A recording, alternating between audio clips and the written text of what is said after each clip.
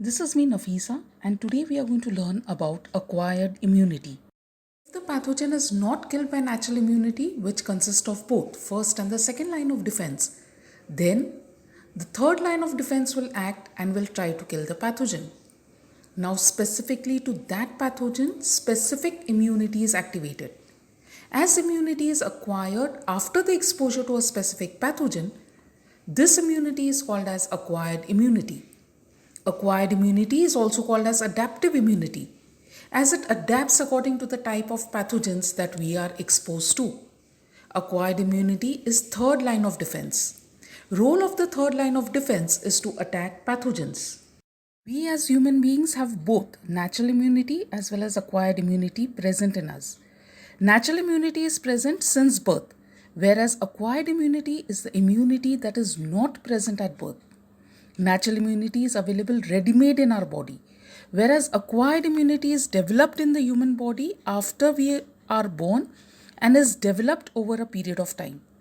So, can I say that natural immunity is ready-made and acquired immunity will be ready when needed? Acquired immunity is developed against a particular specific pathogen, therefore also referred to as specific immunity. Acquired immunity can be active immunity. Active immunity occurs when our own body is responsible for developing this immunity. That is, when our own immune system is responsible for protecting us from a pathogen. If active immunity is developed in response to an infection, it is called as natural immunity. If active immunity is developed in response to vaccination, then it is called as artificial immunity. Another type of acquired immunity is passive immunity. As name suggests, passive means is borrowed from another source.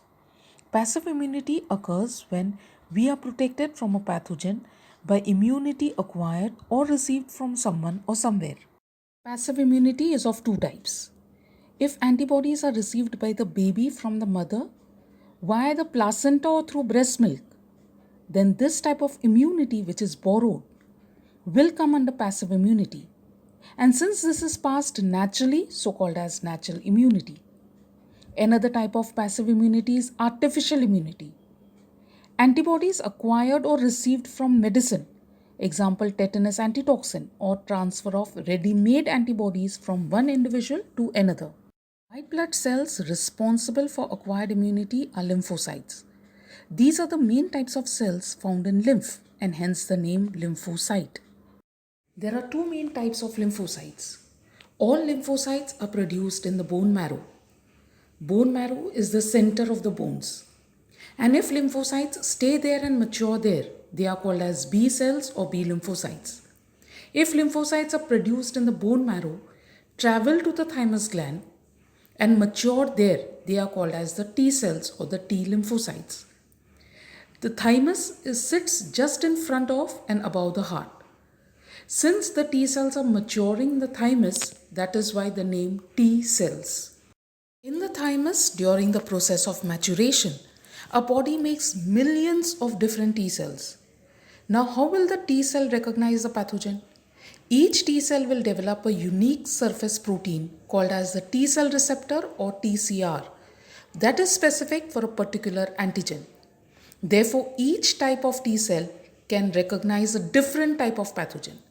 The result is that these millions of different T cells recognize many, that is unlimited number of different antigens, even if our body has never seen them before. Let's understand the meaning of antigen and pathogen. Pathogens are microorganisms like bacteria, viruses, fungi, and protozoa. Antigens are molecules which are part of the pathogen, can be proteins, carbohydrates, nucleic acids, or fats. Each pathogen has a unique antigen. In the thymus, T cells also develop the ability to determine friend from foe. That is, T cells also learn not to attack to the body's own cells. Those that attack body's own cells are eliminated or ignored. Only the T cells that learn to ignore the body's own cells are allowed to mature and leave the thymus. Mature T cells are of two types, depending on the receptors they display on the cell surface. If T cells display CD4 receptors, they are called as CD4 plus T cells. So on the surface of the CD4 plus T cells are two receptors, CD4 receptors as well as TCRs, that is the T cell receptors. If T cells display CD8 receptors, they are called as CD8 plus T cells. So on the surface of the CD8 plus T cells are CD8 receptors as well as TCRs. T cells circulate in the bloodstream and lymphatic system and move into the tissues as needed. Mature T cells are stored in the lymph nodes, spleen, tonsils, appendix and MALT. Now lymph nodes and MALT is full of soldiers waiting for their enemy with whom they are trained specifically to fight. In the lymph nodes and MALT, although the CD4 plus T cells and CD8 plus T cells are fully matured, but they are inactive or asleep, or we call them as naive CD4 plus T cells and naive CD8 plus T cells, as they have never encountered the pathogen that they are supposed to fight with. Pathogen is present at the site of infection. So who will bring pathogens from the site of infection to the lymph nodes and MALT? Dendritic cells. T cells cannot bind free-floating pathogens. T cells can bind only to antigens. The dendritic cell's job is to bring the antigens of pathogens from the site of infection to the T cells present in lymph nodes and wake up the T cells or activate the T cells. At the site of infection, dendritic cells swallow up pathogens, cut them into pieces, that is antigens, and display these antigens on the surface of either MHC class 1 molecule or MHC class 2 molecules on their outer surface. Dendritic cells will have to move from the site of infection to the lymph nodes. Dendritic cells display antigens which is bound on MHC class 1 molecule on the dendritic cell surface. Now on the surface of naive CD8 plus T cells are T cell receptors as well as CD8 receptors. CD8 plus T cells can recognize antigen presented on MHC class 1. Antigen is recognized by matching TCR on the CD8 plus T cell, and CD8 receptors binds to MHC class 1 molecules, then the naive CD8 plus T cells are activated. Cells display antigens which is bound on MHC class 2 molecules on the dendritic cell surface. On the surface of naive CD4 plus T cells are T cell receptors as well as CD4 receptors. CD4 plus T cells can recognize antigen presented on MHC class 2. Antigen is recognized by matching TCR on CD4 plus T cell, and CD4 receptors binds to MHC class 2 molecules. Then the naive CD4 plus T cells are activated. Once activated, T cells begin to proliferate and differentiate into effector T cells and memory T cells. Now what is the meaning of proliferation? Proliferation means cells dividing several times and increase in number. Differentiation is a process by which highly specialized cells are formed. Effector T cells are of two types: effector CD4 plus T cells and effector CD8 plus T cells. Effector CD8 plus T cells become cytotoxic T cells, also known as cytotoxic T lymphocytes or killer T cells. As the name suggests, these cells directly kills infected cells such as virally infected cells and cancer cells. Effector CD4 plus T cells become helper T cells. As the name suggests, these are helper cells. Helper T cells themselves can't kill pathogens directly, but they can activate other cells of the immune system that do the killing of pathogens. So how will the T helper cells activate other cells? By sending signals for help. That is by releasing protein called as cytokines. Those cytokines go on to help activate the cytotoxic T cells. Therefore, the cellular immunity is increased. T helper cells secrete cytokines to attract macrophages and neutrophils, which will phagocytize and hence kills the pathogens. Therefore, innate immunity is increased. T helper cells release cytokines and activate B cells to proliferate and differentiate into plasma cells that release large quantities of antibodies and memory B cells that hang around as part of immune memory to respond to future infections. Therefore, the humoral immunity is increased. So, can I say that T helper cells releases cytokines and activates innate immunity, cellular immunity as well as humoral immunity? Effector T cells leave the lymph nodes for the bloodstream and are delivered to the site of infection where they carry out immune attack against the pathogens. Once the pathogen is cleared, regulatory T cells, also known as suppressor T cells, help end the immune response by shutting down the attack launched by immune cells. This stops the immune response from going out of control. Regulatory T cells act to control or regulate immune reactions, hence their name. Without this regulation, the body might produce too many antibodies and cytotoxic cells that could damage or destroy the body's own tissues, causing many autoimmune diseases. T cells produce memory cells which act as the memory of our immune system so that next time when the same pathogen enters the human body, response is faster and more robust to that specific pathogen, destroying the pathogen so quickly that there is no signs of illness. While the effector cells die during or shortly after infection, memory cells live for much longer periods of time. Memory T cells will be present after the body has fought off an infection. T cells are activated in the body in response to a specific pathogen or antigen of the pathogen. This immunity is called as cell-mediated immunity. Cells responsible for acquired immunity are lymphocytes. Lymphocytes are a type of white blood cell. All lymphocytes are produced in the bone marrow, that is the center of bones. If lymphocytes stay there and mature in the bone marrow, they are called as B cells or B lymphocytes.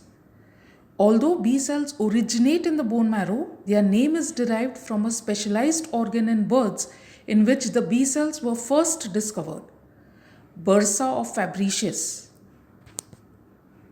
During the process of maturation, our body makes millions of different B cells. How will B cell recognize the pathogen? Each B cell will develop a unique surface protein called as B cell receptor or BCR. BCRs are actually membrane-bound antibodies. Each BCR is very specific for a particular antigen or pathogen. BCR acts like a key which will bind to a specific antigen which is the lock. That is, one key fits in one lock only. Therefore, each type of B cell can recognize a different type of pathogen. Since the body makes millions of B cells and each B cell has a unique BCR, that means, can I say there are millions of BCR variations? Means the body already has all the antibodies it can possibly make right from the start. Now it makes sense not to produce all different antibodies at one go. Instead, only that particular antibody is produced in huge amounts that can kill the invading pathogen. In the bone marrow, B cells also develop the ability to determine friend from foe. That is, the B cells also learn not to attack the body's own cells. Those that attack the body's own cells are eliminated or ignored. Only the B cells that learn to ignore the body's own cells are allowed to mature. These mature B cells leave bone marrow and then recirculate between the blood, spleen, malt and lymph nodes. B cells are fully matured, but at this point they are inactive or asleep, or we call them as naive B cells. As they have never encountered the pathogen they are supposed to fight with. Naive B cell carries antibodies for one specific antigen. Some antigens can directly activate B cells. If the pathogen itself travels to the lymph node and if the invading pathogen encounters a matching BCR, BCR will then bind to the invading pathogen and naive B cells are activated without T cell help. This B cell activation without T cell help is known as T-independent B cell activation. When a pathogen binds to B cell, B cells phagocytize the pathogen, then cut the pathogen into pieces, that is, antigens are formed, and display these antigens on MHC class II molecules on their surface. Thus, B cells have now become antigen-presenting cells, but they are not yet activated. In most cases, activation of B cell happens only when they are stimulated by T helper cells. And B cell activation which requires T cell help are known as T dependent B cell activation. B cells are activated by the binding of antigen to receptors on its cell surface. Once activated, B cells undergo proliferation and differentiate into effector B cells. Effector B cells are also called as plasma cells. So they will differentiate into effector B cells and memory cells. Plasma cells make and release between 2000 and 20,000 antibody molecules per second into the blood for the next 4 to 5 days. These antibodies are specific to the pathogen. Antibodies are also called as immunoglobulins or Ig, abbreviated as Ig. There are 5 classes of antibodies, or we say 5 classes of immunoglobulins: IgM, IgG, IgA, IgE, and IgD. Antibodies then leave the lymph node for the bloodstream to be delivered to the site of infection. Antibodies have 2 roles. Antibodies will bind to the pathogens and either neutralize them or kills the pathogens in many different ways. And second role is antibodies will activate a group of proteins called as complement system. Complement system is a set of 11 proteins in the blood. Complement system attracts phagocytes to pathogens and therefore increases phagocytosis and hence kills the pathogens. Also, B cells differentiate into long-lived memory B cells. These cells act as a memory of our immune system so that the next time when the same pathogen enters the human body, response is faster and more robust to the specific pathogen. Memory B cells can be stimulated at a later time to differentiate into plasma cells, which are formed within hours, producing huge amounts of the best possible antibodies, destroying the pathogens so quickly that no signs of illness are noticeable. When antibodies are produced in the body in response to a pathogen, this immunity is called as antibody-mediated immunity. This immunity is also known as humoral immunity. In Latin, humor means liquid. So humoral immunity is so named because it involves substances found in the humors or the body fluids. Activated T cells and activated B cells work together to destroy invading pathogens. Adaptive immunity can fight throughout the whole body at once. It does this by deploying one or both of its separate but collaborative defenses, that is humoral immunity and cellular defenses.